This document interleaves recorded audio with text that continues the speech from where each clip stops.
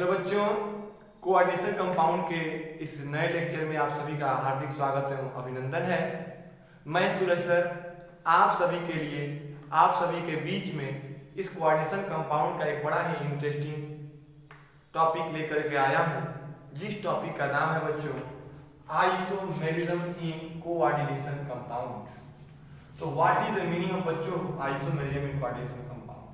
तो किसी भी कोऑर्डिनेशन कंपाउंड में आइसोमेरिज्म का क्या मतलब होता है बच्चों? What is the meaning of isomerism? तो देखिए, आइसोमेरिज्म का क्या मतलब होता है। तो यहाँ पर सबसे पहली बात आपको मैं बता दूं कि ये आइसोमेरिज्म दो शब्दों से मिलकर बना है। ये आइसोमेरिज्म मेरे प्यारे बच्चों कितने शब्दों से मिलकर बना है? दो शब्दों से। कौन कौन से?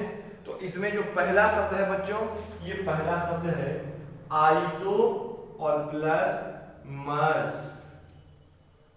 आइसो और प्लस मेरिज्म लिखिए, आइसो प्लस मेरिज्म, यानी ये आइसोमेरिज्म हमारे लिए दो शब्दों से मिलकर बना है। और ये दोनों कहाँ के शब्द हैं? ये ग्रीक वर्ड है। कैसे वर्ड है? Greek word. ये दोनों कैसे वर्ड है बच्चों? Greek word. तो आइसोमेरिज्म ग्रीक के वर्ड आइसो और मेरिज्म से मिलकर बना है, जिसमें आइसो का क्या मतलब होता है बच्चे? आइसो का मतलब होता है सेम। आइसो का क्या मतलब होता है बच्चे? सेम। और मेरिज्म का मतलब होता है फॉर्म। मेरिज्म का क्या मतलब होता है? फॉर्म। यानी आइसोमेरिज्म ग्रीक के दो वर्ड से मिलकर बना है, जिसमें पहला है iso which means same and second is merism which means form। यानी किसी भी कंपाउंड के फॉर्म यानी यहाँ पर अपीयरेंस से है। ये फॉर्म किसके लिए आया बच्चों? अपीयरेंस के लिए आया है। ये फॉर्म किसके लिए आया है? अपीयरेंस के लिए। अपीयरेंस यानी आइसोमेरिज्म का कहीं ना कहीं आपको मतलब पता चल रहा है कि किसी भी कंपाउंड, किसी भी कोऑर्डिनेशन कंपाउंड का अपीयरेंस क्या होगा मेरे प्यारे बच्चों? अपीयरेंस सेम होगा। तो what is the meaning of isomerism? इस आइसोमेरिज्म का क्या मतलब होता है मेरे प्यारे बच्चों? ध्यान से ध्यान देना कि what is the meaning of isomerism. Isomerism का क्या मतलब होता है? तो आइसोमेरिज्म का मतलब होता है कि दो, two or more than two compound having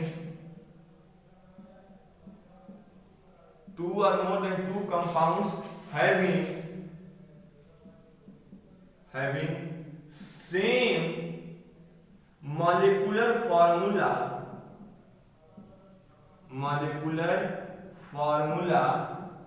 but different arrangement of atom, but different arrangement of atom,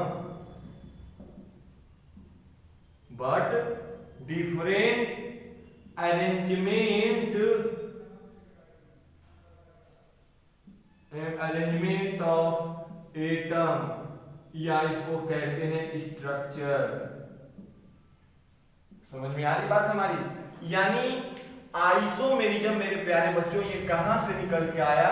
isomerism Greek के वर्ड आइसो और मेरिज्म से निकल के आया, जिसका मतलब होता है सेम फॉर्म यानी अपीयरेंस। जिसके अपीयरेंस तो सेम होंगे, ऐसे फिनोमिना या ऐसे कंपाउंड जिनके अपीयरेंस सेम होंगे लेकिन डिफरेंट क्या होगा? Having different arrangement of atom. तो यहाँ पर मेरे प्यारे बच्चों आइसोमेरिज्म का मतलब आपको समझ में आया कि what is the meaning of isomerism.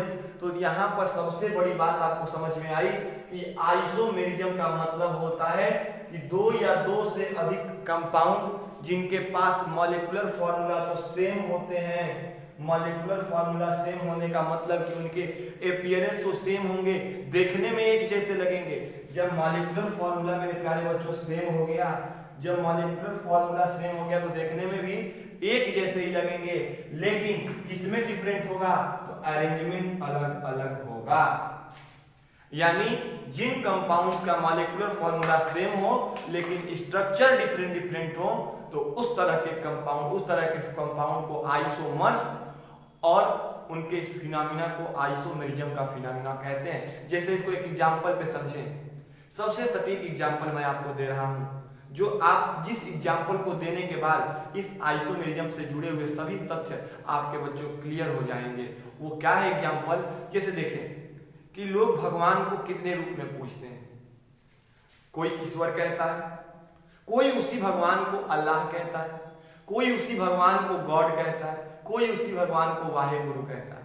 यानी भगवान तो एक ही है, लेकिन भगवान एक ही है, चाहे वो कोई भी रूप हो, भगवान एक है, लेकिन उनके अपीयरेंस अलग अलग है, फॉर्म अलग अलग है। कहीं भगवान को राम के रूप में दिखाया गया है, तो कहीं दाढ़ी वाले गुरु नानक देव के रूप में दिखाया गया है, तो कहीं कहीं क्रॉस वाले ईसा मसीह के रूप में दिखाया गया है, तो कहीं कहीं बिना आकार के अल्लाह के रूप में दिखाया गया है। यानी भगवान एक ही है, यानी सब लोग जानते हैं कि भगवान एक है, लेकिन उनकी अपीयरेंस फॉर्म अलग अलग है, यानी स्ट्रक्चर अलग अलग है। एक ही भगवान के अलग अलग स्ट्रक्चर मिल रहे हो, तो उस तरह के फिनोमिना को मेरे प्यारे बच्चों क्या कहते हैं? आइसोमेरिज्म। तो वही चीज हमारे कोऑर्डिनेशन कंपाउंड के लिए भी है। तो कोऑर्डिनेशन कंपाउंड के लिए क्या बताया गया कि किसी भी कोऑर्डिनेशन कंपाउंड में जब मॉलिक्यूलर फार्मूला सेम हो, मॉलिक्यूलर फार्मूला सेम होने का मतलब कि अगर यहाँ पर मॉलिक्यूलर फार्मूला सेम होने का अगर मैं आपको कॉन्सेप्ट बताऊं, तो जैसे देखिए मैं दो चीजें लूं, एक कंपाउंड लूं ए और दूसरा कंपाउंड लूं बच्चों बी। इस ए और बी में कब ये दोनों आइसोमर होंगे? तो ध्यान दीजिएगा, इस ए को बनाने में 5x लगे हैं। इस ए को बनाने में एग्जांपल पर समझिए 5x लगे हैं, और इस बी को बनाने में भी 5 ही x लगे हैं। यानी ए भी 5x से मिलकर बना है और बी भी 5x से मिलकर बना है। यानी दोनों में प्रेजेंट मॉलिक्यूल सेम है और इसलिए उनका मॉलिक्यूलर फार्मूला भी सेम होगा। लेकिन अंतर क्या हुआ कि इसमें जो x का अरेंजमेंट है, स्ट्रक्चर है, वो b वाले x के अरेंजमेंट से डिफरेंट है। ए वाला जो x का अरेंजमेंट है मेरे प्यारे बच्चों, वो बी वाले x के अरेंजमेंट से डिफरेंट है, स्ट्रक्चर डिफरेंट है। तो ए और बी दोनों के मॉलिक्यूलर फार्मूला सेम है, लेकिन अरेंजमेंट यानी स्ट्रक्चर डिफरेंट है। तो उस तरह के कंपाउंड ए और बी एक दूसरे के isomer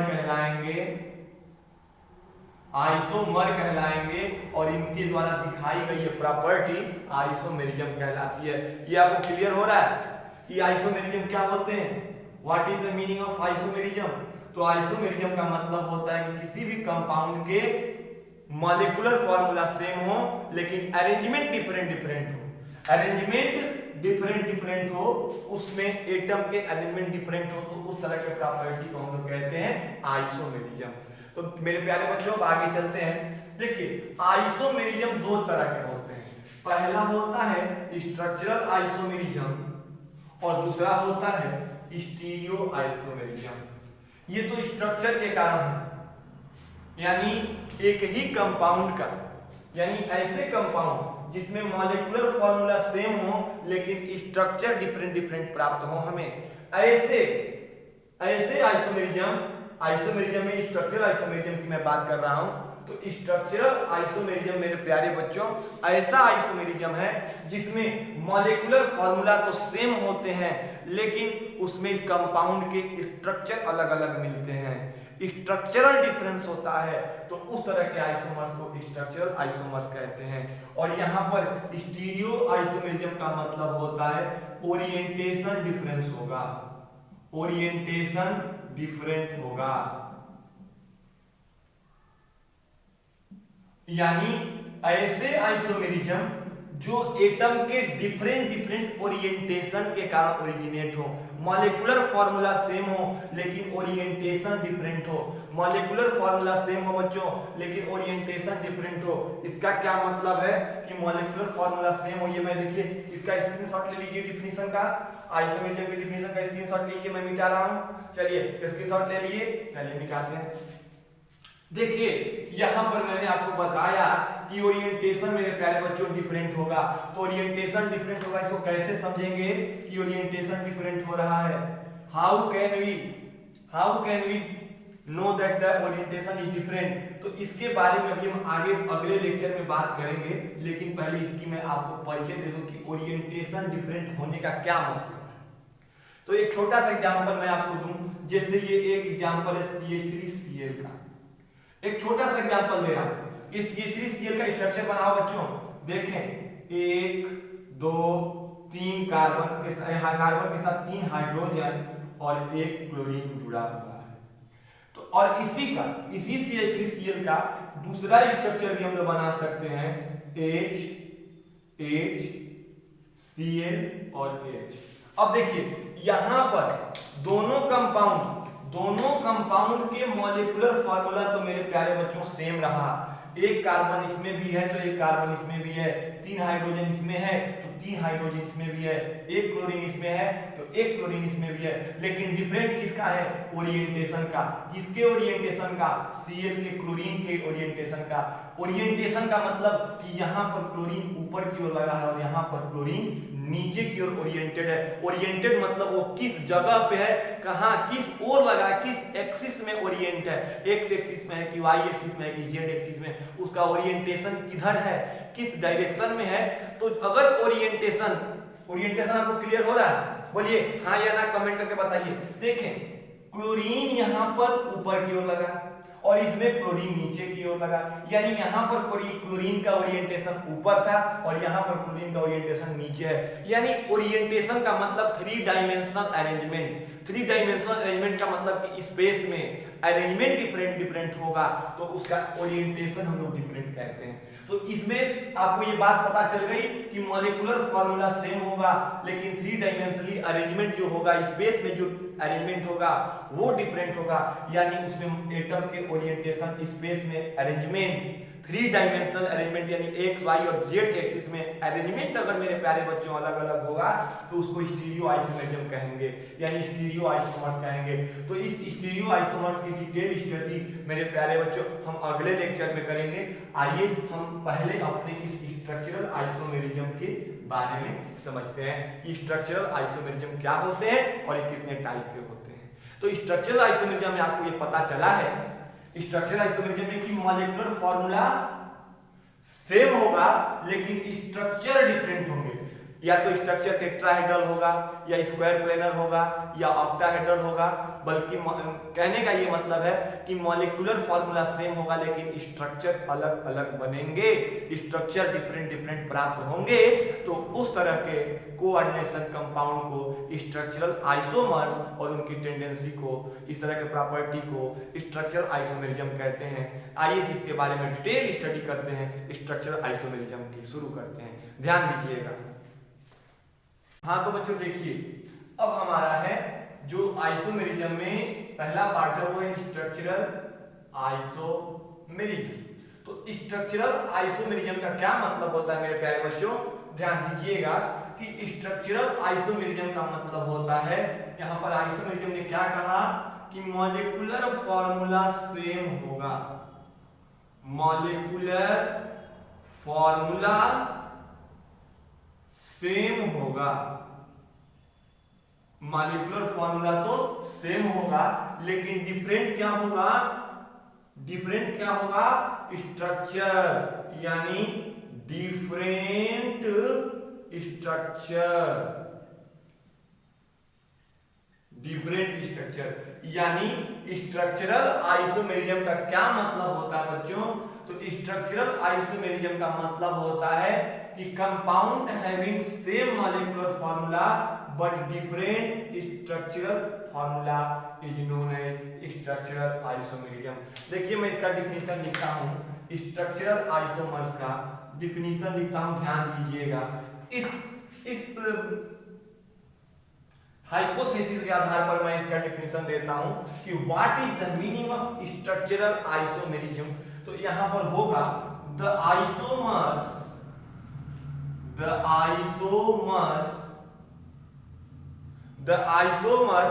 which have same molecular formula, same molecular formula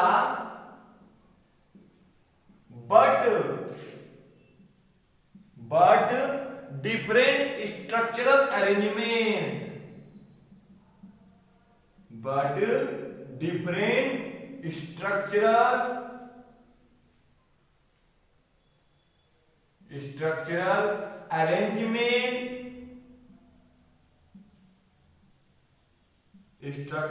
arrangement of atom or group of atom और इस एटम या ग्रुप ऑफ एटम को हम लोग जनरली क्या कहते हैं? लिगेंड कहते हैं। क्या कहते हैं बच्चों? लिगेंड कहते हैं। लिगेंड देखिए, अरेंजमेंट ऑफ एटम और group of atom around the central metal ion, around the central metal ion, पूरा लिख देते हैं, सेंट्रल मेटल आयन। अब देखिए कि what is the meaning of structural isomerism. तो स्ट्रक्चरल आइसोमेरिज्म के लिए मैंने आपको बताया बच्चों कि मॉलिक्यूलर फॉर्मूला तो सेम होगा लेकिन स्ट्रक्चरल अरेंजमेंट अलग अलग होंगे। यानी किसी भी दो या दो से अधिक कंपाउंड के पास, किसी भी दो या दो से अधिक कंपाउंड के पास मॉलिक्यूलर फॉर्मूला अगर सेम होता है मेरे प्यारे बच्चों, मॉलिक्यूलर फॉर्मूला सेम होने का मतलब कि नंबर ऑफ मॉलिक्यूलर स्पीशीज या एटम या ग्रुप ऑफ एटम या ग्रुप ऑफ एटम जो जुड़े हों उन कंपाउंड्स में एक ही समान और एक ही जैसे हों। मैं फिर से रिपीट करता हूं कि what is the meaning of isomers. तो दो कंपाउंड को आइसोमर्स कब कहेंगे? जब उन दोनों कंपाउंड के अंदर जुड़े हुए एटम या ग्रुप ऑफ एटम एक जैसे हों और उनका नंबर भी सेम हो। जुड़े हुए एटम या ग्रुप ऑफ एटम एक जैसे हों और उनका नंबर भी सेम हो। तो जब जब ये कंडीशन आता है कि ग्रुप ऑफ एटम या जुड़े हुए एटम या ग्रुप ऑफ एटम सेम हो और सेम नंबर में हो, तो उस कंडीशन को कहते हैं सेम मॉलिक्यूलर फॉर्मूला। यानी किसी भी कंपाउंड के अंदर जब मॉलिक्यूलर फॉर्मूला मेरे प्यारे बच्चों एक जैसा हो जाएगा और स्ट्रक्चर हमको अलग अलग मिलेगा, अरेंजमेंट अलग अलग मिलेगा। किसका अरेंजमेंट? तो सेंट्रल मेटल एटम के अराउंड, सेंट्रल मेटल एटम के अराउंड लिगेंड का अरेंजमेंट, सेंट्रल मेटल एटम के अराउंड लिगेंड का अरेंजमेंट अगर मेरे प्यारे बच्चों अलग अलग होगा, डिफरेंट होगा, तो उससे स्ट्रक्चर अलग अलग बनेगा। और इस तरह के कंपाउंड क्या कहलाएंगे? कोऑर्डिनेशन कंपाउंड क्या कहलाएंगे? Structural isomers. और उनकी इस प्रॉपर्टी को कहेंगे हम लोग स्ट्रक्चरल आइसोमेरिज्म। जैसे स्ट्रक्चरल आइसोमेरिज्म को समझना हो तो सीधे इसके नाम से समझिए कि नाम के पहले जुड़ा है स्ट्रक्चर और आइसोमेरिज्म मतलब सेम फॉर्म, यानी मॉलिक्यूलर फॉर्मूला सेम। तो किसी भी कंपाउंड का मॉलिक्यूलर फॉर्मूला सेम होगा तो वो आइसोमर्स कहलाएंगे। और क्या डिफरेंट होगा? तो उसके स्ट्रक्चर में डिफरेंट होगा, arrangement of ligand around metal, central metal atom अगर डिफरेंट होगा तो इस तरह के मेरे प्यारे बच्चों कंपाउंड को हम लोग स्ट्रक्चरल आइसोमर्स कहते हैं और उनकी इस प्रॉपर्टी को स्ट्रक्चरल आइसोमेरिज्म कहते हैं। ये क्लियर है आपको स्ट्रक्चरल आइसोमेरिज्म? तो आइए स्ट्रक्चरल आइसोमेरिज्म को एक्सप्लेन करते हैं विथ एग्जांपल एंड विथ इस टाइप। इसके टाइप और एग्जांपल के साथ एक प्रकार के हर प्रकार के स्ट्रक्चरल आइसोमेरिज्म को हम लोग क्लियर करते हैं। तो देखो मेरे प्यारे बच्चों, ये स्ट्रक्चरल आइसोमेरिज्म जो होता है, मैं इसका स्क्रीनशॉट एक बार ले लीजिए, मैं मिटा रहा हूं। हाँ चलिए मिटा लेता हूं। देखो मेरे प्यारे बच्चों, ये स्ट्रक्चरल आइसोमेरिज्म कितने टाइप के होते हैं?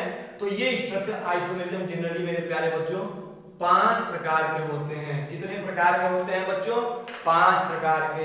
कौन कौन से होते हैं? पहला होता है, पहला हमारा स्ट्रक्चर आइसोमेरिज्म होता है मेरे प्यारे बच्चों, आयोनाइजेशन आइसोमर्स। पहला होता है आयोनाइजेशन आइसोमेरिज्म।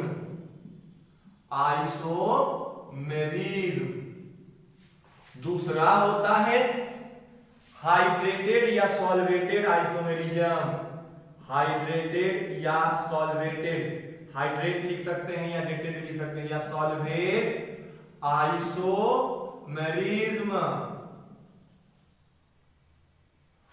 और तीसरा होता है कोऑर्डिनेशन आइसोमेरिज्म। Coordination isomerism. और चौथा होता है लिंकेज आइसोमेरिज्म। और पांचवा होता है बच्चों पॉलीमेराइजेशन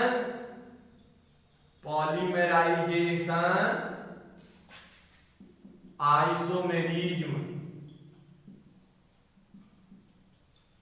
देखिए कितने टाइप के हो गए यहां पर स्ट्रक्चरल आइसोमेरिज्म मेरे प्यारे बच्चों, 5 प्रकार के हुए। कौन कौन से? तो आयोनाइजेशन आइसोमेरिज्म, हाइड्रेट आइसो या सॉल्वेट, हाइड्रेट कहिए या सॉल्वेट कहिए, हाइड्रेट आइसोमेरिज्म या सॉल्वेट आइसोमेरिज्म। क्लियर है मेरे प्यारे बच्चों? दूसरा है कोऑर्डिनेशन आइसोमेरिज्म। तीसरे के बाद चौथा है लिंकेज आइसोमेरिज्म।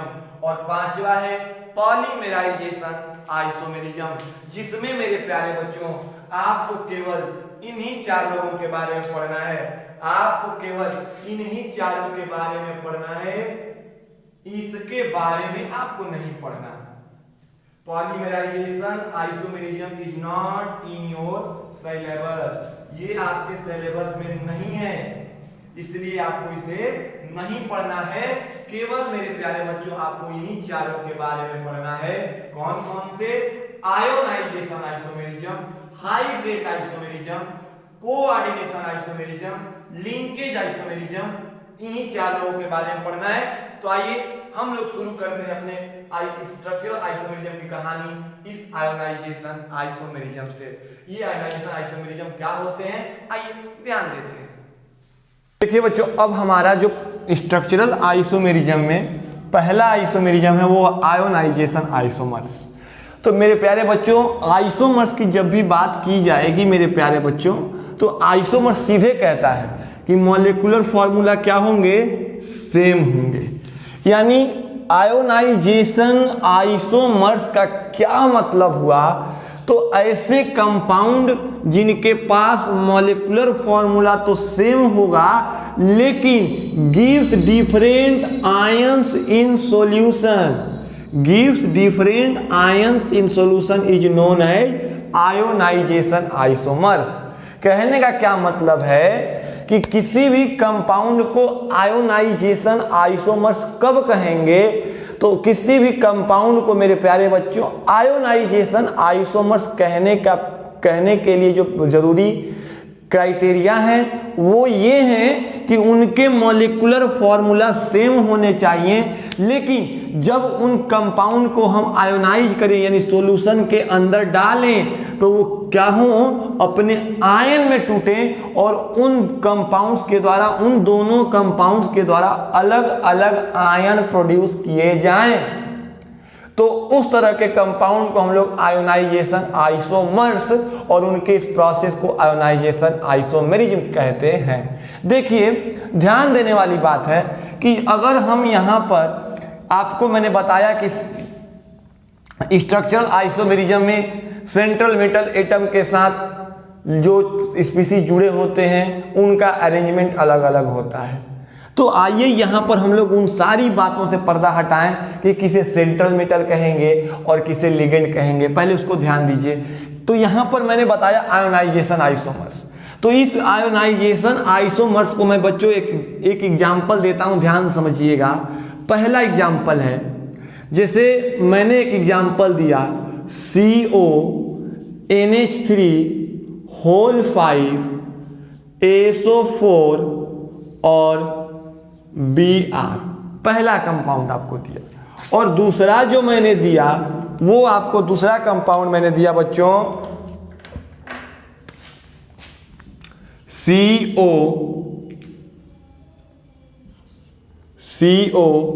NH3 Br और SO4, ये दो कंपाउंड आपको मिले। अब देखिए कि यहां पर मैंने आपसे कहा था कि सेंट्रल मेटल एटम के साथ जुड़े हुए जो स्पीसीज होंगे वो स्पीसीज तो सेम होंगे लेकिन उनका अरेंजमेंट अलग अलग होगा। तो सबसे पहली बात कि हम इसमें पहचानेंगे कैसे कि सेंट्रल मेटल एटम कौन सा है। तो देखिए, जब भी कोऑर्डिनेशन कंपाउंड की मेरे प्यारे बच्चों बात होती है तो कोऑर्डिनेशन कंपाउंड की बात होती, जहां भी कोऑर्डिनेशन कंपाउंड लिखा जाएगा ये स्क्वायर ब्रैकेट आएगा ही आएगा। और इस स्क्वायर ब्रैकेट के अंदर की जो स्पीसीज होती हैं उन्हें ही हम कोऑर्डिनेशन कंपाउंड के रूप में देखते हैं। और इस स्क्वायर ब्रैकेट के अंदर जो स्पीसीज लिखी जाती है उनको कोऑर्डिनेशन स्फीयर कहते हैं। और इस कोऑर्डिनेशन स्फीयर के अंदर जो मेटल का एटम होगा, इसमें जो मेटल का एटम होगा इस स्फीयर के अंदर, जिसके साथ कुछ मॉलिक्यूल या कुछ ग्रुप ऑफ एटम जुड़े होंगे, मॉलिक्यूल एटम या ग्रुप ऑफ एटम जुड़े होंगे, तो जिसके साथ जुड़े होंगे, जिस मेटल के एटम के साथ जुड़े होंगे वो आपका सेंट्रल मेटल एटम कहलाएगा। और जो ग्रुप ऑफ एटम या एटम जुड़े होंगे वो आपके लिए लिगेंड कहे जाएंगे। समझ में आई हमारी बात? तो देखिए यहां पर ध्यान दीजिए कि यहां पर सेंट्रल मेटल एटम क्या है हमारे लिए, स्फीयर के अंदर कोबाल्ट है। आइए पहले हम देखते हैं कि हमारे कंपाउंड में जो आयोनाइजेशन आइसोमर्स पर उसमें क्या कहा गया। Compound having same molecular formula, जिस कंपाउंड के पास मॉलिक्यूलर फार्मूला सेम होंगे बच्चों। तो देखिए इन कंपाउंड, दोनों कंपाउंड को मैंने लिखा है, आइए चेक करते हैं कि इनका मॉलिक्यूलर फार्मूला सेम है या नहीं। देखिए यहां पर कितने कोबाल्ट हैं, एक। तो यहां पर भी कितने कोबाल्ट हैं, एक। यहां पर कितने अमोनिया ग्रुप हैं, तो 5। और यहां पर भी कितने अमोनिया ग्रुप हैं, तो 5। यहां पर SO4 कितने हैं, 1। तो यहां पर भी SO4 कितना है, 1। यहां पर Br कितना है, 1। तो इधर भी Br 1 है। यानी दोनों कंपाउंड में, इन दोनों कोऑर्डिनेशन कंपाउंड में मेरे प्यारे बच्चों जो मॉलिक्यूल जुड़े हुए हैं, यानी जो एटम या ग्रुप ऑफ एटम जुड़े हुए हैं वो सेम हैं और उनके नंबर भी सेम हैं, एक जैसे भी हैं और समान संख्या में भी हैं। जैसे यहाँ पर एक कोबाल्ट तो इधर भी एक कोबाल्ट, यहाँ पर 5 NH3 तो यहाँ पर भी 5 NH3, यहाँ पर एक SO4 तो यहाँ पर भी एक SO4, यहाँ पर एक Br तो इधर भी एक Br। तो मॉलिक्यूलर फॉर्मूला सेम हुआ। तो अब ये कैसे आयोनाइजेशन आइसोमर होगा, तो ये क्या करेगा, gives different ions in solution. Solution बनाने पर ये अलग अलग आयन को प्रोड्यूस करेंगे। आइए देखते हैं सॉल्यूशन बना के कैसे बनाएंगे सॉल्यूशन। तो जब इस कंपाउंड को मेरे प्यारे बच्चों, जब हमने वाटर के साथ ऐड कराया, प्लस कराया वाटर का, यानी इसको वाटर, इसमें वाटर को ऐड किया, तो वाटर के साथ ऐड किया तो कौन टूट के निकलेगा। आपको पता है कि जब बाढ़ आती है तो जो घर के बाहर होता है वो बह जाता है, जो घर के अंदर रहता है वो बच जाता है। तो यहाँ पर घर के बाहर यानी इस ब्रैकेट के अंदर जो है वो घर के अंदर है, यानी वो कोऑर्डिनेशन कंपाउंड है, वो कभी भी सॉल्यूशन के फेज में हो या सॉलिड फेज में अपनी स्टेबिलिटी को डिस्ट्रॉय या अपनी स्टेबिलिटी को लॉस नहीं करते।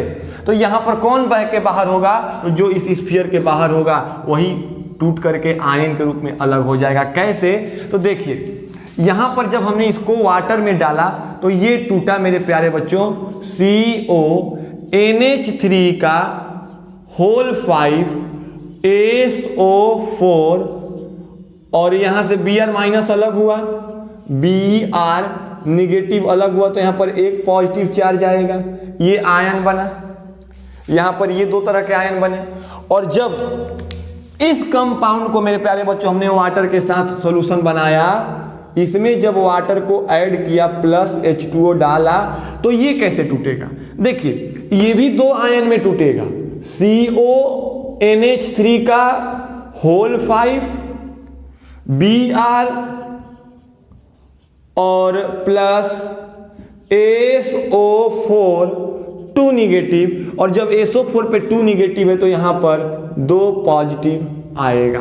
अब देखिए हमने क्या देखा कि यहां पर भी और यहां पर भी दोनों जगह जो कंपाउंड थे उन दोनों कंपाउंड के मेरे प्यारे बच्चों मॉलिक्यूलर फार्मूला आपको कैसा दिखा? यहां पर और यहां पर दोनों जगह मॉलिक्यूलर फार्मूला सेम दिखा, और मॉलिक्यूलर फार्मूला सेम दिखने के बाद जब हमने इसको हाइड्रेट कराया यानी पानी के साथ जोड़ा, सॉल्यूशन बनाया, तो सॉल्यूशन बनाने पर ये जो है Br निगेटिव को और इस पूरे पॉजिटिव चार्ज को तोड़ा, और यहां पर जब हमने सॉल्यूशन बनाया तो यहां पर SO4 2 निगेटिव को और इस पॉजिटिव चार्ज को तोड़ा। अब देखिए कि क्या मैं आपसे पूछता हूं कि क्या दोनों जगह बनने वाले आयन मेरे प्यारे बच्चों सेम हैं? क्या दोनों जगह बनने वाले आयन सेम हैं? तो आपका सीधा सा जवाब आएगा कि सर नहीं है। तो जब दोनों जगह मेरे प्यारे बच्चों बनने वाले आयन सेम नहीं हैं, तो इस तरह के आयोनाइजेशन को, इस तरह के आइसोमर्स को ही तो कहते हैं आयोनाइजेशन आइसोमर, जिसमें डिफरेंट आयन मिलते हो सॉल्यूशन में डालने पर। तो इसमें कैसे पहचानेंगे कि आयोनाइजेशन आइसोमर है? तो सीधे देखेंगे कि अगर इसके बाहर वाली स्पीसीज डिफरेंट है, मॉलिक्यूलर फॉर्मूला सेम है और बाहर की स्पीसीज अलग अलग हैं, यानी बाढ़ आने पर कौन टूट के अलग होगा? तो जो बाहर की स्पीसीज होंगी वही बह करके अलग हो जाएंगी। तो देखेंगे कैसे, अगर कोई पूछेगा कि ये किस प्रकार के आइसोमेरिज्म है, ये किस प्रकार के आइसोमर हैं, तो कैसे चेक करेंगे? सबसे पहले देखेंगे कि मॉलिक्यूलर फार्मूला कैसा है। तो यहां पर मेरे प्यारे बच्चों दिख रहा है कि हमारा मॉलिक्यूलर फार्मूला सेम है। अब हम लोग कैसे पता करेंगे?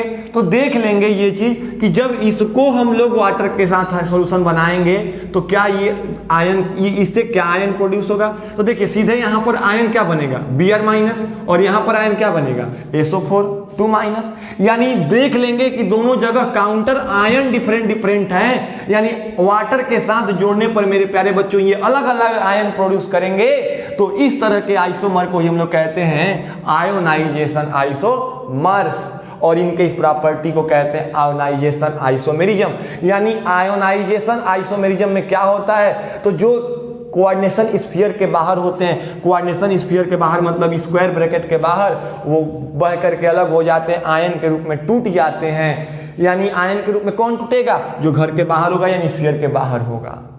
तो ऐसे आइसोमर्स जो मॉलिक्यूलर फार्मूला तो सेम रखते हो मेरे प्यारे बच्चों, लेकिन सॉल्यूशन के फॉर्म में, सॉल्यूशन के फेज में या सॉल्यूशन बनाने पर उनसे अलग अलग आयन प्रोड्यूस होते हैं। तो इस तरह के आइसोमर्स को आयोनाइजेशन आइसोमर्स कहते हैं। ये क्लियर है आपको? कोई डाउट इसमें नहीं ना? तो चलिए मेरे प्यारे बच्चों, इसका मैं हट जाता हूं, इसका स्क्रीनशॉट ले लीजिए आयोनाइजेशन आइसोमर्स का। मैं इसके बाद दूसरा बताऊंगा। तो देखिए मेरे प्यारे बच्चों, अब जो हमारा दूसरा आइसोमर्स है, स्ट्रक्चरल आइसोमर्स, वो है सॉल्वेट और हाइड्रेट आइसोमर। सॉल्वेट या hydrate isomer related to water. ये किससे रिलेटेड है बच्चों? वाटर से रिलेटेड है। ये किससे रिलेटेड है? वाटर से रिलेटेड है। और वाटर इज ए लिगेंड, ये वाटर लिगेंड भी है। क्यों लिगेंड है? वाटर क्यों लिगेंड है बच्चों? क्योंकि वाटर के अंदर मेरे प्यारे बच्चों जो H2O है, इसमें ऑक्सीजन के पास 2 लोन पेयर का इलेक्ट्रॉन है। यहां पर H2O में O के पास 2 लोन पेयर का इलेक्ट्रॉन है, यानी एक्सेस इलेक्ट्रॉन है जिसको ये डोनेट कर सकता है। तो इलेक्ट्रॉन डोनेट डोनेटर होने के कारण या इलेक्ट्रॉन डोनर होने के कारण ये किसकी तरह बिहेव करेगा मेरे प्यारे बच्चों? लिगेंड की तरह। अब यहाँ तक की बात आपको समझ में आई। अब आगे की चीजें अब मैं शुरू करता हूँ। यानी ये सॉल्वेंट और हाइड्रेटेड आइसोमर किससे रिलेटेड है? वाटर से। तो आइए देखिए, सॉल्वेंट का मतलब वाटर। जनरली अगर सॉल्वेंट की बात की जाए तो जनरली हम लोग वाटर की बात करते हैं। तो देखिए, compounds having same molecular formula but differ in nature of solvent. ये देखिए यहां पर ध्यान दीजिए, नेचर ऑफ सॉल्वेंट। सॉल्वेंट बोले तो वाटर, तो नेचर ऑफ सॉल्वेंट कहने का क्या मतलब है कि वाटर जो प्रेजेंट है उसका नेचर कैसा है। नेचर का मतलब दो चीजें, क्या हमारा वाटर लिगेंड के रूप में है या हमारा वाटर ऑफ क्रिस्टलाइजेशन के रूप में है। Water of crystallisation. अभी घबराइए मत मेरे प्यारे बच्चों। वाटर ऑफ क्रिस्टलाइजेशन को WOC कहते हैं। अब ये देखिए, अब आपके मन में चला कि मान लो सर ने तो लिखा लिगेंड, हमको तो पता है कि लिगेंड क्या होते हैं। तो लिगेंड इलेक्ट्रॉन रिच स्पीसीज होते हैं जो इलेक्ट्रॉन को डोनेट करके सेंट्रल मेटल एटम के साथ कोऑर्डिनेट बॉन्ड फॉर्म करते हैं, वो लिगेंड होते हैं। ये तो आपको क्लियर है, बोलो हाँ या ना? यस। देखिए, वाटर ऑफ क्रिस्टलाइजेशन क्या होते हैं। तो एक चीज मैं आपसे पूछूं, क्या आपने इस तरह के कंपाउंड के बारे में सुना है? CuSO4.5H2O, ऐसे कंपाउंड के बारे में सुना है मेरे प्यारे बच्चों? अगर सुना भी होगा तो आपका काम निकलने वाला है। यहाँ पर सुना भी होगा तो आपका काम चल जाएगा। देखिए यहां पर क्या हो रहा है कि ये कॉपर सल्फेट जो है क्रिस्टल के रूप में है, और ये कॉपर सल्फेट एटमॉस्फेयर से अपने साथ 5H2O को जोड़ लिया है। कॉपर सल्फेट अपने साथ 5H2O को जोड़ लिया है। या ऐसा आपने देखा होगा K2SO4.Al2SO4 whole thrice dot 24H2। दिख रहा है? मैं एक बार चेक कर लूं मेरे प्यारे बच्चों। हाँ दिख रहा है। यानी इस तरह के, थोड़ा मैं इधर भी लिख देता हूं। देखिए इस तरह के भी कंपाउंड आपने देखे होंगे, K2SO4.Al2SO4 whole thrice dot 24H2। यानी ये पोटास एलम अपने साथ कितने वाटर मॉलिक्यूल को जोड़ के रख रहा है? 24 मॉलिक्यूल। और ये कॉपर सल्फेट अपने साथ कितने तरह के, इसको ब्लू विट्रॉल भी कहते हैं, इसको ब्लू विट्रॉल भी कहते हैं, और इसको हम लोग पोटास एलम कहते हैं, पोटास एलम कहते हैं मेरे प्यारे बच्चों। तो देखिए यहां पर क्या हुआ है कि ये जो 24H2O है ये ना इसका है ना इसका है, यानी जिसके साथ जुड़ा है उसका नहीं है, ये बाहर से जुड़ गया है। ये जो 24H2O या 5H2O ये बाहर से वाटर ऑफ क्रिस्टलाइजेशन यानी क्रिस्टल के साथ स्वयं से जुड़ गया है। इसको हीट कर देंगे तो ये निकल जाएगा, टूट करके वेपर में बन के निकल जाएगा। यानी ये इसका पार्ट ही नहीं है, ये बाई नेचर इसके द्वारा एब्जॉर्ब कर लिया गया, इसके ऊपर जुड़ गया है। तो इस तरह के वाटर अगर जुड़ते हैं उनको वाटर ऑफ क्रिस्टलाइजेशन कहते हैं। तो यहां पर मैंने बताया कि अगर वाटर ऑफ क्रिस्टलाइजेशन का मतलब बताया बच्चों, तो outside the sphere, outside sphere, present outside sphere, present outside sphere लिखिए, बेटर रहेगा आपके लिए। प्रेजेंट आउटसाइड स्फीयर, और ये लिगेंड होगा तो present inside sphere, present inside sphere. अब स्फीयर की मैं बात कर रहा हूं, स्फीयर की बात कर रहा हूं मेरे प्यारे बच्चों। तो देखिए स्फीयर की बात कर रहा हूं तो मैं इसको जरा मिटा, इधर लिख दूं, नहीं दिखेगा, यहां लिखते हैं। जैसे देखिए स्फीयर की बात करूं तो अगर इस तरह का बड़ा ब्रैकेट बना है, इस तरह का अगर मेरे प्यारे बच्चों इस तरह का अगर बड़ा ब्रैकेट बना है, तो इस बड़े ब्रैकेट के अंदर, अगर इस बड़े ब्रैकेट के अंदर कोई स्पीसीज रहती है, कोई स्पीसीज या कोई एटम या कोई मॉलिक्यूल रहता है, तो उसको हम लोग इनसाइड द स्फीयर कहते हैं, और इसके बाहर अगर कोई होता है तो उसको आउटसाइड द स्फीयर कहते हैं। तो मेरे प्यारे बच्चों, ये हाइड्रेटेड आइसोमर्स जो है एक विशेष प्रकार का आइसोमर्स है, जिसमें वाटर या तो लिगेंड के रूप में प्रेजेंट होगा या वाटर ऑफ क्रिस्टलाइजेशन यानी आउटसाइड द स्फीयर प्रेजेंट होगा। और वाटर के नेचर के ऊपर कि वाटर लिगेंड के रूप में है कि वाटर ऑफ क्रिस्टलाइजेशन के रूप में है, इसके कारण अलग अलग स्ट्रक्चर बनेंगे। तो इस तरह के आइसोमर्स को, इस तरह के स्ट्रक्चरल आइसोमर्स को सॉल्वेट या हाइड्रेट आइसोमर्स कहते हैं। मेरे प्यारे बच्चों, जरा ध्यान से देखिए, इसका एग्जाम्पल मैं आपको बता रहा हूँ। मैं इसका एग्जाम्पल आपको बता रहा हूँ। मैं ये मिटा देता हूँ, इसका स्क्रीनशॉट ले लीजिए एक बार। हाँ, अब इसका एग्जाम्पल मैं बताऊं। देखिए, मैं इसको मिटा दे रहा हूं, एग्जाम्पल बता रहा हूं, ध्यान दीजिएगा।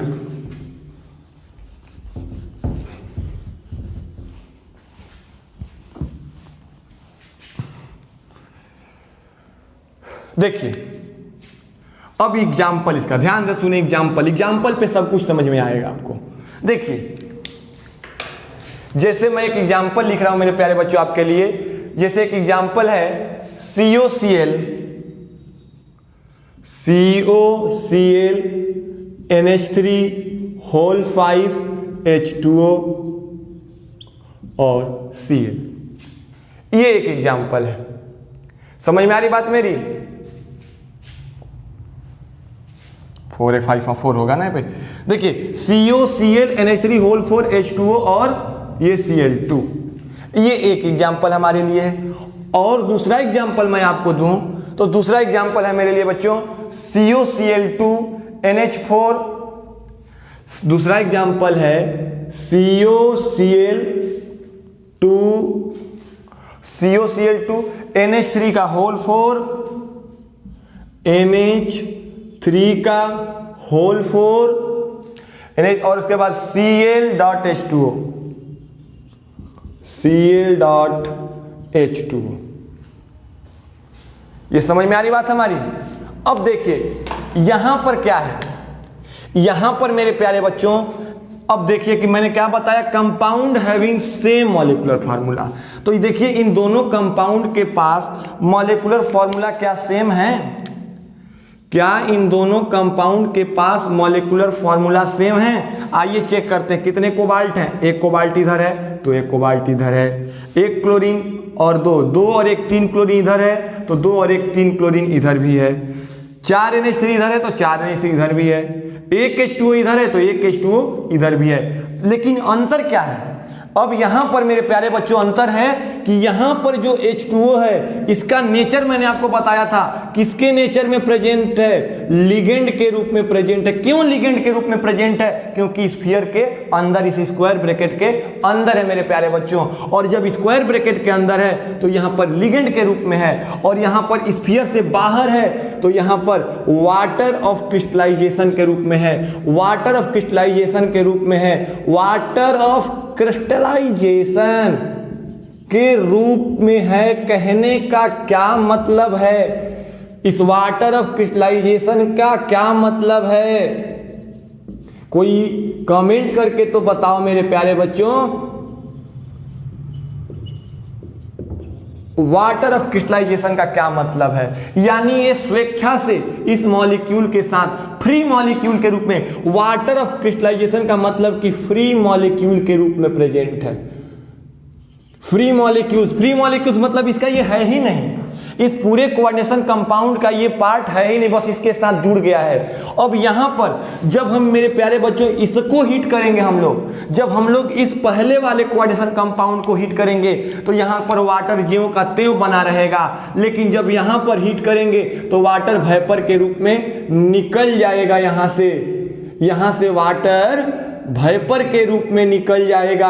और क्यों निकल जाएगा? क्योंकि वहां पर water of crystallisation free molecule के रूप में प्रेजेंट है और यहां पर वाटर लिगेंड के रूप में प्रेजेंट है। तो यहां पर सॉल्वेट या हाइड्रेट आइसोमर, क्या कह सकते हैं सॉल्वेट या हाइड्रेट आइसोमर को, कि ऐसे आइसोमर्स जिनके मॉलिक्यूलर फॉर्मूला तो मेरे प्यारे बच्चों सेम हो, लेकिन उसमें वाटर का नेचर ऑफ सॉल्वेंट बोले तो वाटर का नेचर डिफरेंट हो। नेचर का क्या मतलब है कि कहीं पर वाटर लिगेंड के रूप में प्रेजेंट हो तो कहीं पर वाटर तो कहीं पर वाटर वाटर ऑफ क्रिस्टलाइजेशन यानी फ्री मॉलिक्यूल के रूप में प्रेजेंट हो, तो इस तरह के आइसोमर्स को सॉल्वेट या हाइड्रेट आइसोमर्स कहते हैं। इसको कैसे पहचानेंगे मेरे प्यारे बच्चों?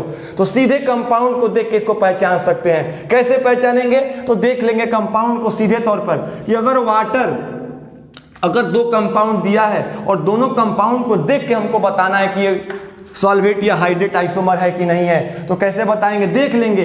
अगर स्फीयर के एक मॉलिक्यूल में स्फीयर के अंदर वाटर है और दूसरे में स्फीयर के बाहर वाटर है और दोनों के मॉलिक्यूलर फार्मूला सेम है, तो हम लोग सीधे आंख बंद करके कह सकते हैं कि ये हाइड्रेटेड या सॉल्वेटेड आइसोमर्स है। क्या आपको बताया कि इस सॉल्वेट या हाइड्रेटेड आइसोमर्स का क्या मतलब होता है? तो मैंने कहा कि मॉलिक्यूलर फार्मूला तो सेम होंगे बच्चों, आइसोमर्स है तो मॉलिक्यूलर फार्मूला सेम होने ही है। अंतर क्या होगा? तो नेचर ऑफ सॉल्वेंट यानी वाटर का नेचर डिफरेंट होगा। वाटर का नेचर डिफरेंट का मतलब कि कहीं पर वाटर लिगेंड के रूप में होगा और कहीं पर वाटर ऑफ क्रिस्टलाइजेशन के रूप में होगा। तो देखिए, मैं अगर आपसे पूछूं कि आप कैसे पहचानोगे कि हाइड्रेटेड या सॉल्वेटेड आइसोमर है, तो सीधे देखोगे कि अगर हमारा वाटर मॉलिक्यूल इस एक मॉलिक्यूल के लिए, किसी भी मॉलिक्यूल के लिए वाटर मॉलिक्यूल अगर लिगेंड के रूप में प्रेजेंट है और वहीं उसी के आइसोमर्स में अगर वाटर का मॉलिक्यूल फ्री मॉलिक्यूल के रूप में है, वाटर ऑफ क्रिस्टलाइजेशन के रूप में है, तो ध्यान दीजिए कि जब वाटर ऑफ क्रिस्टलाइजेशन के रूप में है तो मिलाएंगे कि दोनों के मॉलिक्यूलर फार्मूला सेम है कि नहीं है। जब दोनों के मॉलिक्यूलर फार्मूला सेम हो गए बच्चों, तो देखेंगे कि वाटर एक या दोनों कंपाउंड में वाटर का नेचर कैसा है। अगर दोनों में वाटर का नेचर अलग अलग हमको मिल गया, वाटर का नेचर अगर अलग अलग बोले तो मेरे प्यारे बच्चों, अगर एक मॉलिक्यूल में या एक कोऑर्डिनेशन कंपाउंड में वाटर लिगेंड के रूप में और दूसरे में वाटर ऑफ क्रिस्टलाइजेशन यानी फ्री मॉलिक्यूल के रूप में है, तो सीधे तौर पे कह देंगे कि ये दोनों मॉलिक्यूल एक दूसरे के सॉल्वेट या हाइड्रेट आइसोमर्स हैं। और जो सॉल्वेट आइसोमर्स होते हैं उनके उस प्रोसेस को या उनके उस टेंडेंसी को हम लोग सॉल्वेट या हाइड्रेट आइसोमेरिज्म कहते हैं। कैसे बताएंगे हम लोग हाइड्रेटेड या सॉल्वेटेड आइसोमर्स? तो हाइड्रेटेड या सॉल्वेटेड आइसोमर्स को बताएंगे कि ऐसे मॉलिक्यूल या ऐसे coordination compound molecule, complex molecule बोले, ऐसे कॉम्प्लेक्स मॉलिक्यूल या ऐसे कोऑर्डिनेशन कंपाउंड जिसके मॉलिक्यूलर फार्मूला तो मेरे प्यारे बच्चों सेम हो, मॉलिक्यूलर फार्मूला तो सेम हो, लेकिन डिफरेंट क्या हो? तो डिफरेंट में आएगा कि एक मॉलिक्यूल में वाटर यानी सॉल्वेंट यानी वाटर लिगेंड के रूप में होगा, तो दूसरे में वही वाटर ऑफ क्रिस्टलाइजेशन यानी फ्री मॉलिक्यूल के रूप में होगा। तो इस तरह के कंपाउंड को हम लोग सॉल्वेट या हाइड्रेट आइसोमर्स कहते हैं। ये क्लियर हुआ? तो अब अगला हमारा है, मैं इसको हट जाता हूं, आप लोग इसका स्क्रीनशॉट ले लीजिए। अब अगला जो आपको पढ़ना है वो पढ़ना है मेरे प्यारे बच्चों कोऑर्डिनेशन आइसोमर्स। तो देखिए बच्चों, ध्यान दें कि अब हमारा जो अगला तीसरा स्ट्रक्चर आइसोमेरिज्म है वो है कोऑर्डिनेशन आइसोमर्स। तो मेरे प्यारे बच्चों, आइसोमर्स की जहां भी बात होगी आपको क्लियर है, same molecular formula but structure different. क्यों स्ट्रक्चर डिफरेंट होगा? तो आइए देखते हैं कि ये कोऑर्डिनेशन आइसोमर्स के कारण कैसे स्ट्रक्चर डिफरेंट होता है, यानी कोऑर्डिनेशन आइसोमर्स होता क्या है मेरे प्यारे बच्चों। तो देखिए, these type of isomerisms occurs in compound containing both cationic and anionic entities and isomer differ in distribution of ligand in the coordination entities of cationic and anionic part। अब मेरे प्यारे बच्चों ध्यान से समझिए, इसमें मैंने क्या बताया कि कोऑर्डिनेशन आइसोमर्स क्या होते हैं। तो कोऑर्डिनेशन आइसोमर्स ऐसे आइसोमर्स होते हैं जिनमें मॉलिक्यूलर फार्मूला तो सेम होता है और मॉलिक्यूलर फार्मूला सेम होने के साथ साथ दो कंपाउंड को हम लोग कोऑर्डिनेशन आइसोमर्स कब कहेंगे, जब उन दोनों कंपाउंड का मॉलिक्यूलर फॉर्मूला सेम होगा और मॉलिक्यूलर फॉर्मूला सेम होने के साथ एक और चीज इसमें जोड़ा गया है। ये आपके लिए इंपॉर्टेंट है फॉर योर एग्जामिनेशन, ये इंपॉर्टेंट है, ये जान लीजिए कि ये इंपॉर्टेंट है, आज नोट कर लीजिए।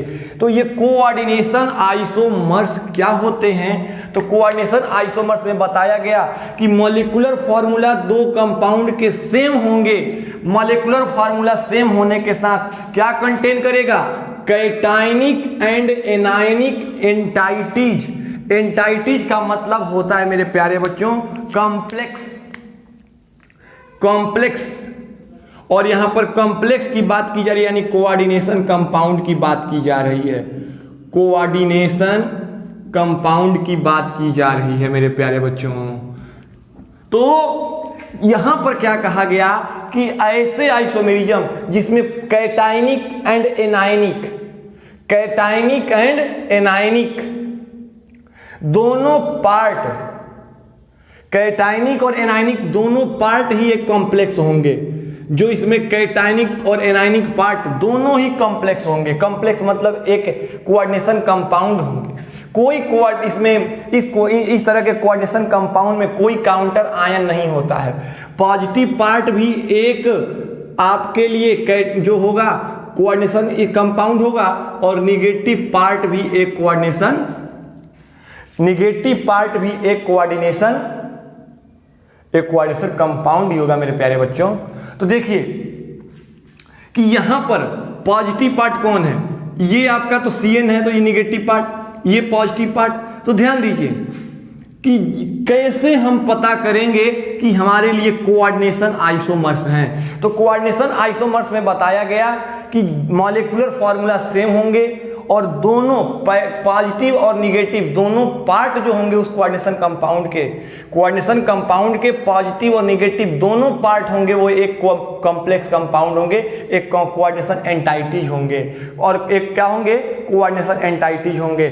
और फिर ये आइसोमर्स कैसे बनेगा, तो ये आइसोमर्स कैटायनिक का या एक एंटाइटीज स्पीसीज का दूसरे एंटाइटीज स्पीसीज के साथ और दूसरे का पहले के साथ लिगेंड का एक्सचेंज हो जाए। जैसे देखिए इसमें और इसमें कितने कोबाल्ट है, एक, तो इसमें भी कितना कोबाल्ट है, एक, इसमें कितने क्रोमियम है, एक, तो इसमें भी कितना क्रोमियम है, एक, इसमें कितने अमोनिया है, तो 6, यहां पर भी कितने 6, यहां पर साइनाइड कितने 6, तो यहां पर भी साइनाइड कितने 6। लेकिन हुआ क्या, इस एंटाइटीज का लिगेंड इसके पास और इस एंटाइटीज का लिगेंड इसके पास चला गया, यानी लिगेंड का एक्सचेंज हो गया। देखिए कोबाल्ट के साथ यहाँ पर एमोनिया जुड़ा है, तो यहाँ पर कोबाल्ट के साथ साइनाइड जुड़ा है, यहाँ पर क्रोमियम के साथ साइनाइड जुड़ा, तो यहाँ पर क्रोमियम के साथ अमोनिया जुड़ा है। यानी मॉलिक्यूलर फॉर्मूला सेम हो और पॉजिटिव और निगेटिव कैटायनिक एंटाइटीज जो पॉजिटिव और निगेटिव पार्ट जो है मेरे प्यारे बच्चों, पॉजिटिव और निगेटिव पार्ट जो हो वो दोनों के दोनों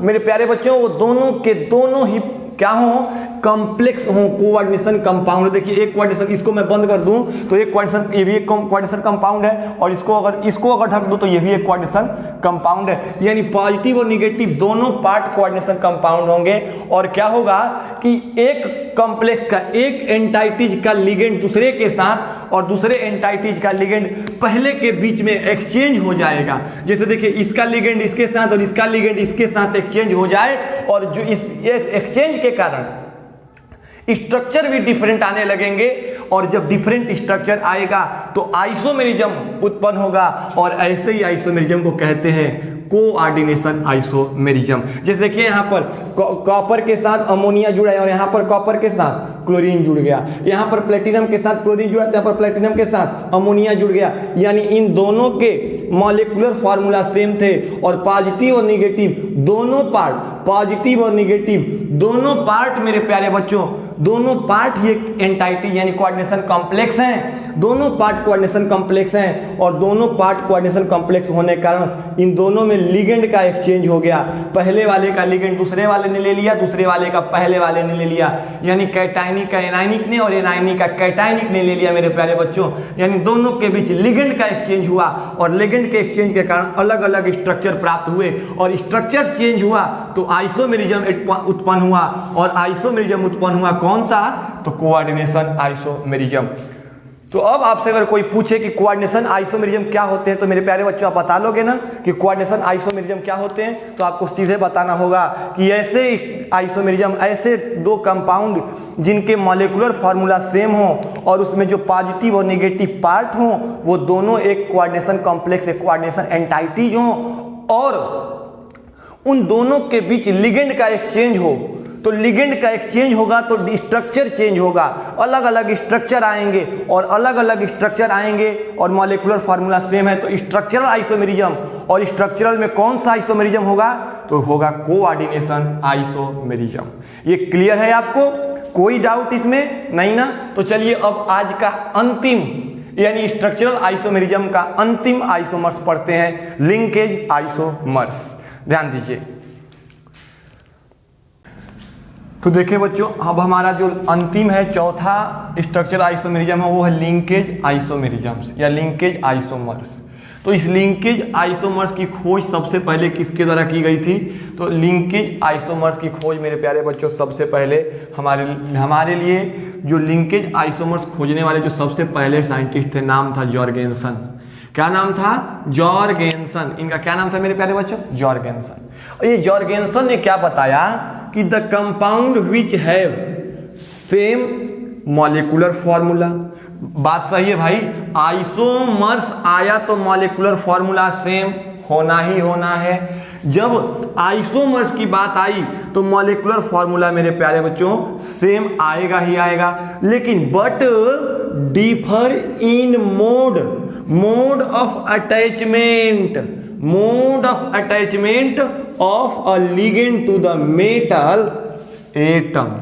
यानी मेटल एटम के साथ जुड़े हुए लिगेंड के जुड़ने का जो मोड है, मोड यानी उसकी जो स्थिति है, जुड़ने की स्थिति, जुड़ने की जो सिचुएशन स्थिति है, जुड़ने की स्थिति मेरे प्यारे बच्चों डिफरेंट है। जुड़ने की मोड मतलब स्थिति अलग अलग है। और क्या बताया गया? मैंने लिखा कि arises due to presence of ambidentate ligand. अब देखिए एक चीज आया एम्बीडेंटेड लिगेंड, तो ये एम्बीडेंटेड लिगेंड मेरे प्यारे बच्चों क्या होते हैं? इसके लिए मैंने पीछे सबसे पहला जो लेक्चर बनाया था इस एम्बीडेंटेड लिगेंड पे ही बना था, पहला या दूसरा लेक्चर। ये दूसरा है एम्बीडेंटेड लिगेंड। ये क्या होते हैं? तो एम्बीडेंटेड लिगेंड होते हैं such ligands having two donor atom. कितने डोनर एटम हो? 2 डोनर एटम। एम्बीडेंटेड लिगेंड मतलब कितने डोनर एटम हो? 2 डोनर एटम हो, but combine with central metal atom through only one atom at a time। यानी एम्बीडेंटेड लिगेंड क्या होते हैं? तो एम्बीडेंट बात कर रहा था इस एम्बीडेंटेड लिगेंड की। तो ये एम्बीडेंटेड लिगेंड बच्चों क्या होते हैं? तो सच लिगेंड हैविंग 2 डोनर एटम, यानी ऐसे लिगेंड जिसके पास कितने डोनर एटम हो मेरे प्यारे बच्चों?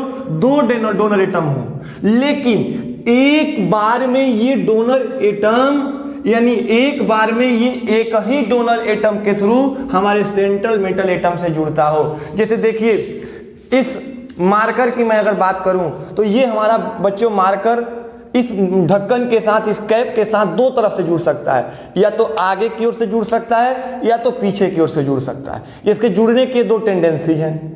लेकिन अगर मैं कहूं कि यही मार्कर इस ढक्कन के साथ इन दोनों ओर से जुड़ सकता है क्या एक बार में? नहीं ना। यानी ये हमारा मार्कर या तो आगे से इसके साथ जुड़ सकता है या तो पीछे से जुड़ सकता है। यानी जुड़ने के 2 एटम तो हैं, जुड़ने की जो 2 जगहें हैं, लेकिन एक बार में केवल एक से ही जुड़ेगा।